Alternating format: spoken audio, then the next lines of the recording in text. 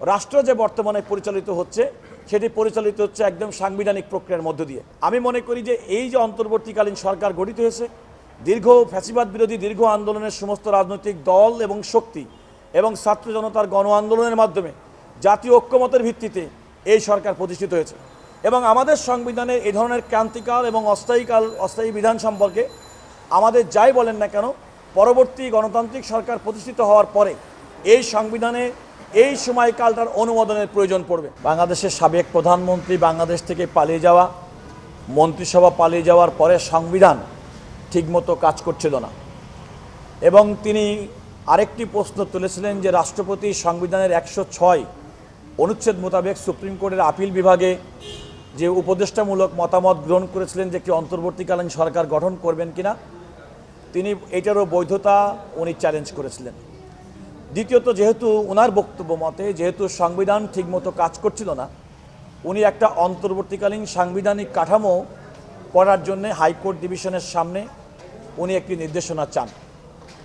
High court division ওনার সেই চাওয়া writ petition summarily reject করে দেন, অর্থাৎ শুরুতেই কোনো রকম রুল ইস্যু ছাড়াই ওনার এই বক্তব্যগুলো আদালতের কাছে চাহিত প্রার্থনা এটা নামঞ্জুর করে দেন সরাসরি। আদালত সুস্পষ্টভাবে, হাইকোর্ট ডিভিশন সুস্পষ্টভাবে বলেছিলেন যে তিনি একদিকে বলছেন যে আমাদের সংবিধান অকার্যকর হয়ে পড়েছে, আবার সেই একই সংবিধানের 102 অনুচ্ছেদ অনুযায়ী তিনি সুপ্রিম কোর্টের হাইকোর্ট বিভাগে রিট পিটিশন দায়ের করেছেন। অতএব তার এই আবেদনটি, রিট পিটিশনটি একেবারেই মিসকনসেপ্ট। দ্বিতীয়ত আরেকটি বিষয় হচ্ছে, তিনি যে বলেছিলেন যে সংবিধানের 106 অনুচ্ছেদ অনুযায়ী রাষ্ট্রপতি সুপ্রিম কোর্টের আপিল বিভাগের যে মতামত চেয়েছিলেন এটা ন্যায়সঙ্গত বিধিসম্মত হয়নি।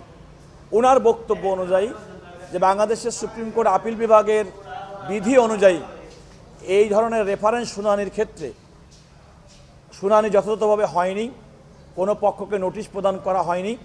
সেই ক্ষেত্রে আমরা এই রায়ের বিরুদ্ধে উনি যখন আবার সুপ্রিম কোর্টের আপিল বিভাগে গেছেন, আপনারা জানেন যে সেই আপিলের শুনানিকালে আমি Mohammad Ruhul Kuddus Kajal, senior advocate Bangladesh supreme court, আমি সহ এখানে আরও তিনজন আইনজীবী, একজনের পক্ষে এবং বাকি তিনজন আমরা টোটাল আইনজীবী, যারা আমরা নিজেরাই আদালতকে বলেছি যে সাংবিধানিক প্রশ্নে আমরা আমাদের মতামত দিতে চাই, আমরা আমাদের যুক্তিতর্ক উপস্থাপন করতে চাই।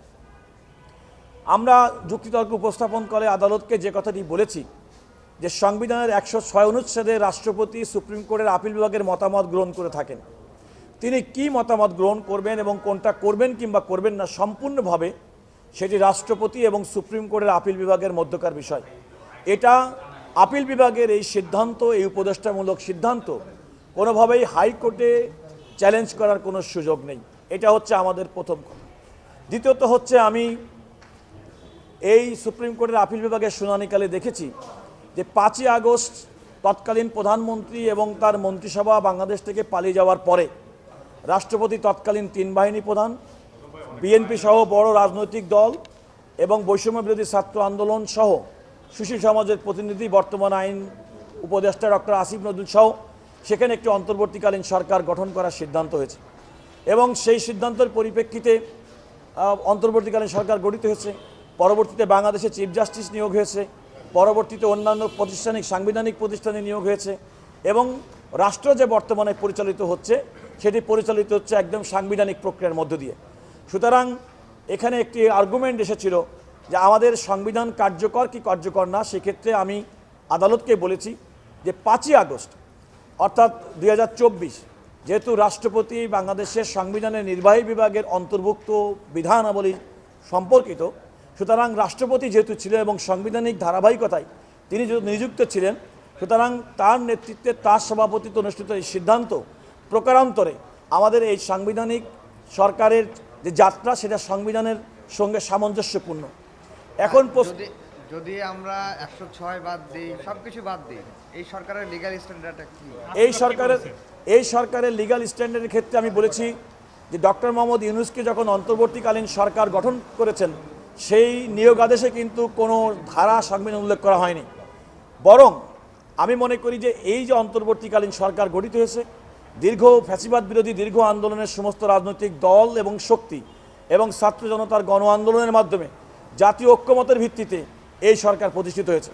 এবং আমাদের সংবিধানে এই ধরনের ক্রান্তিকাল এবং অস্থায়ী বিধান সম্পর্কে আমাদের যাই বলেন না কেন, পরবর্তী গণতান্ত্রিক সরকার প্রতিষ্ঠিত হওয়ার পরে এই সংবিধানে এই সময়কালটার অনুমোদনের প্রয়োজন পড়বে।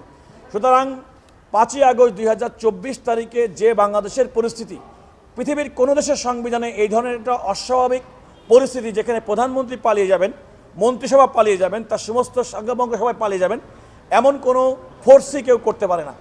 এমন একটা প্রয়োজনে, রাষ্ট্রের প্রয়োজনে, নাগরিকদের নিরাপত্তার স্বার্থে, রাষ্ট্রের নিরাপত্তার স্বার্থে এবং সময়ের প্রয়োজনে এই সময় অন্তর্বর্তীকালীন সরকার গঠিত হয়েছে বাংলাদেশের মানুষের রাজনৈতিক দল, ছাত্র জনতা, আন্দোলনকারী, সুশীল সমাজ সবার ঐক্যমতের ভিত্তিতে।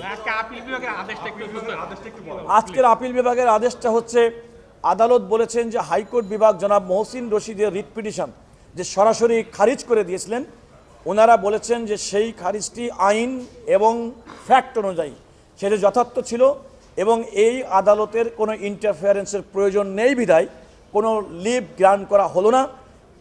এই কারণে আপিল বিভাগেও তার এই আবেদনটি, লিভ পিটিশনটি সরাসরি খারিজ করে দিয়েছে। ফলে যেটা হলো, প্রকারান্তরে এই অন্তর্বর্তীকালীন সরকারের বৈধতা নিয়ে জনাব মহসিন রশিদ যে সুপ্রিম কোর্টের হাইকোর্ট বিভাগে রিট পিটিশন দায়ের করেছিলেন তার কোনো সারবত্তা থাকলো না। প্রকারান্তরে বর্তমান অন্তর্বর্তী সরকার যে পরিচালিত হচ্ছে জনগণের মতামতের ঐক্যমতের ভিত্তিতে, সেটাই প্রকারান্তরে স্থায়ী হলো কিংবা স্থাপিত হলো। মানে হচ্ছে যে এই সরকার বৈধ